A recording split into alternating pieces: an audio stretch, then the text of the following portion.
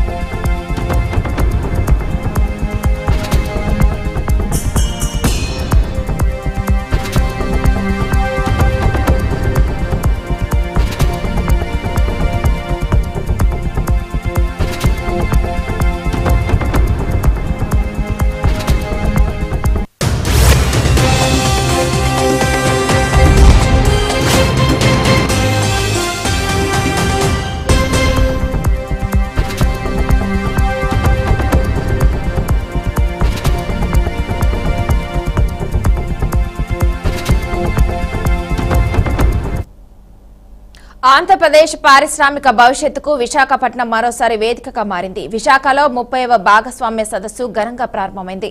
ముఖ్యమంత్రి చంద్రబాబు సదస్సుకు హాజరై పరిశ్రమల ప్రతినిధులతో సమావేశమయ్యారు. 3 రోజుల పాటు జరగనున్న ఈ సదస్సులో దేశ విదేశాల పారిశ్రామిక దిగ్గజాలు కూడా పాల్గొనున్నాయి. 10 లక్షల కోట్ల పెట్టుబడులను రాష్ట్రానికి ఆహ్వానించడమే ఈ సదస్సు ప్రధాన లక్ష్యం. పెట్టుబడులు, ఒప్పందాలు, శంకుస్థాపనలతో రాష్ట్ర పారిశ్రామిక రంగానికి కొత్త దిశగా రూపకల్పన జరగనుంది. ప్రభుత్వం పెద్ద ఎత్తున పరిశ్రమల ఏర్పాటుకు చర్యలు తీసుకుంటుంది. ఈ సదస్సు ద్వారా యువతకు విస్తృత ఉపాధి అవకాశాలు లభిస్తాయని ప్రభుత్వం ధీమా వ్యక్తం చేస్తోంది.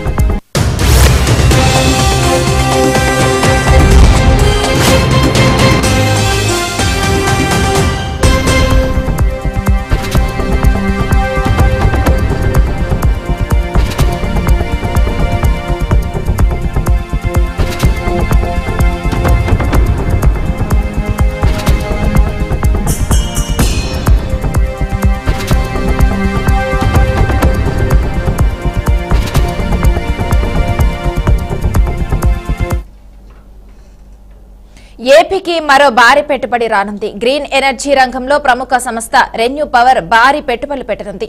ఈ మేరకు మంత్రి నారా లోకేష్ ఎక్స్ వేదికగా ప్రకటించారు. మొత్తం 82,000 కోట్ల పెట్టుబడులు పెట్టడానికి ఆ సంస్థ సిద్దమవుతుందని తెలిపారు. 5 ఏళ్ల తర్వాత మళ్లీ రాష్ట్రంలో అడుగుపెట్టనున్న రెన్యూ పవర్ పలు పచ్చశక్తి ప్రాజెక్టులకు ఏర్పాటు చేయనుంది. రాష్ట్రంలో పరిశ్రమల విస్తరణకు ఇది పెద్ద ఉత్తమని ప్రభుత్వం భావిస్తోంది.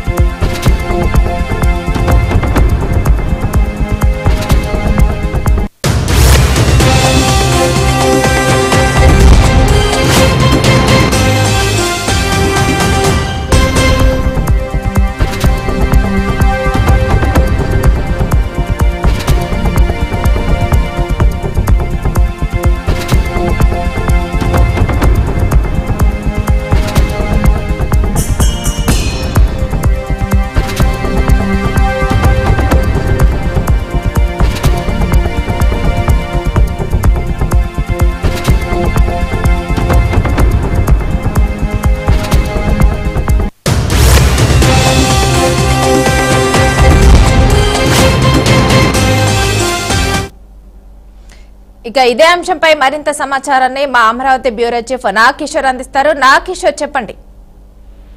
మనసా థ్యాంక్ యూ. ఏపీకి భారీగా పెట్టుబడులు వస్తున్నాయి. అటు లోకేష్ ఇటు ముఖ్యమంత్రి చొరవతోటి మొత్తం పెట్టుబడిదారులు ఏదైతే పారిశ్రామికవేత్తలు ఉన్నారో పారిశ్రామికవేత్తలు ఆంధ్రప్రదేశ్ ప్రకటిస్తున్న విధానాలతోటి ఈ మంత్రి అదేవిధంగా ముఖ్యమంత్రి ఇద్దరు కూడా పారిశ్రామికవేత్తలతో భేటీ అయ్యేసి ఇక్కడ కల్పిస్తున్నటువంటి వసతులు కావచ్చు వనరులు కావచ్చు వీటిలన్నిటి మీద సుదీర్ఘంగా చర్చించి పారిశ్రామికవేత్తలను ఒప్పించి ఆంధ్రప్రదేశ్ తీసుకురావడం ధ్యేయంగా పెట్టుకున్నారు. అందులో భాగంగా ఈ రోజు 82,000 కోట్ల పెట్టుబడిగా రెన్యూ పవర్ వస్తున్నట్లుగా కూడా మంత్రి లోకేష్ ట్వీట్ చేయడం జరిగింది. గ్రీన్ ఎనర్జీ రంగంలో ఇది పెద్ద అడుగుగా కూడా భావిస్తున్నట్లుగా మంత్రి లోకేష్ తెలిపారు. పచ్చశక్తి ప్రాజెక్టులు ఏర్పాటు చేయనున్న రెన్యూ పవర్ ద్వారా దాదాపుగా యువతకి అదేవిధంగా రాష్ట్రం ఆర్థిక అభివృద్ధికి ఎంతగానో సహాయపడుతుందని చెప్పి కూడా మంత్రి చెప్పడం జరిగింది. ఇప్పటికే ఏపీలోకి అధికారంలోకి వచ్చినాక కేవలం 17 నెలల్లోనే ఇప్పటి వరకు కూడా దగ్గరగా $120 బిలియన్ పెట్టుబడులను కూడా తీసుకొచ్చామని చెప్పి లోకేష్ స్వయంగా ప్రకటించడం జరిగింది. మా రాష్ట్రంలో గూగులే $15 బిలియన్ భారీ పెట్టుబడి పెట్టబోతున్నట్టుగా కూడా లోకేష్ చెప్పడం జరిగింది. ఇది భారతదేశ చరిత్రలోనే సింగిల్ లార్జెస్ట్ ఎఫ్డిఐ ఇన్వెస్ట్మెంట్ అంటూ కూడా లోకేష్ ప్రకటించడం జరిగింది. అదేవిధంగా ArcelorMittal సంస్థ భారత్ లో అతిపెద్ద స్టీల్ ప్లాంట్ ను విశాఖపట్నంలో నిర్మించబోతున్నట్లుగా కూడా లోకేష్ తెలిపారు. అదేవిధంగా ఒకే ఒక్క జూమ్ కాల్ ద్వారా ఉక్కు పరిశ్రమను కూడా తీసుకురాగలిగామని చెప్పి కూడా లోకేష్ అయితే ప్రౌడ్ గా అనౌన్స్ చేయడం జరిగింది. ఏపీలో పెట్టుబడులు రావడానికి ఇక్కడ మూడు కారణాలతోటి మేము ముందుకు వెళ్తున్నామని చెప్పి, ఒకటి స్పీడ్ ఆఫ్ డూయింగ్, రెండోది ముఖ్యమంత్రి చంద్రబాబు నాయుడు లీడర్షిప్, మూడోది డబుల్ ఇంజిన్ బుల్లెట్ ట్రైన్ సర్కార్. ప్రధానమంత్రి నరేంద్ర మోడీ నేతృత్వంలో చేపట్టిన సంస్కరణల కారణంగానే ఇవన్నీ కూడా ఆంధ్రప్రదేశ్కి రావడానికి దోహదపడుతున్నాయంటూ కూడా లోకేష్ చెప్పడం జరిగింది. ఇప్పుడు దాకా నమో అంటే నరేంద్ర మోదీ అనుకుంటున్నారు, కానీ ఆంధ్రప్రదేశ్ లో మట్టికి నమో అంటే నాయుడు మోదీ అంటా కూడా లోకేష్ చెప్పడం జరిగింది. ఆంధ్రప్రదేశ్ లో మేము బెస్ట్ ఇన్ క్లాస్ పాలసీని అమలు చేస్తున్నాం. యువగలం పాదయాత్రలో మేము హామీ ఇచ్చున్నాము. 20 లక్షల ఉద్యోగాల కల్పన ధ్యేయంతో ముందుకు వెళ్తున్నాము. ఆ 20 లక్షల ఉద్యోగాలకు సంబంధించి పరిశ్రమలను ఆకర్షిస్తున్నామని చెప్పి కూడా లోకేష్ చెప్పడం జరిగింది. అదేవిధంగా ఇక్కడికి వచ్చే వారికి అత్యుత్తమ ప్రోత్సాహాలను అందిస్తూ పారిశ్రామికవేత్తలతో సత్సంబంధాలను కొనసాగిస్తున్నామని కూడా చెప్పడం జరిగింది. ఇంకో పక్క చూసుకున్నట్లయితే విశాఖపట్నంలో సిఐఐ సమిట్ ద్వారా రేపు 14-15 తారీఖుల్లో జరగనున్నటువంటి సిఐఐ సమిట్ ద్వారా భారీ ఎత్తున దగ్గరగా 2 లక్షల కోట్ల పెట్టుబడుల్ని ధ్యేయంగా ముందుకు వెళ్తున్నామని చెప్పి కూడా ఇప్పటికే లోకేష్ ముఖ్యమంత్రి చంద్రబాబు నాయుడు కూడా అనౌన్స్ చేయడం జరిగింది. దీనికి సంబంధించి ఏదైతే విశాఖ పోర్టులు కావచ్చు, అదేవిధంగా ఆంధ్రప్రదేశ్ కు ఉన్నటువంటి ప్రధాన వనరు ఏదైతే ఉందో పోర్టులతో పాటు రైల్వే వ్యవస్థలను కూడా అనుసంధానం చేస్తూ అదేవిధంగా పెద్ద ఎత్తున విమానాశ్రయాలను కూడా ఏర్పాటు చేయనున్నట్లుగా కూడా ముఖ్యమంత్రి తెలపడం జరిగింది. ఏదైతే అటు రవాణా సౌకర్య పరంగా కానీ ఇటు ఎయిర్లైన్స్ పరంగా కానీ అన్ని రకాల వసతులను కూడా ఏర్పాటు చేస్తామని చెప్తున్నారు. ఇంకో పక్క అమరావతిని రాజధానిగా డెవలప్ చేసిన తరంలో అమరావతిలో కూడా 50,000 కోట్ల పెట్టుబడులకి ముందుకు వెళ్తున్నట్టుగా కూడా ఇటు ముఖ్యమంత్రి ప్రకటించడం జరిగింది. సో ఏదైతేనేమి ఆంధ్రప్రదేశ్ రాష్ట్రంలో నవశకం మొదలైందని చెప్పుకోవచ్చు. Mansa. Okay, thank you Nagakishore.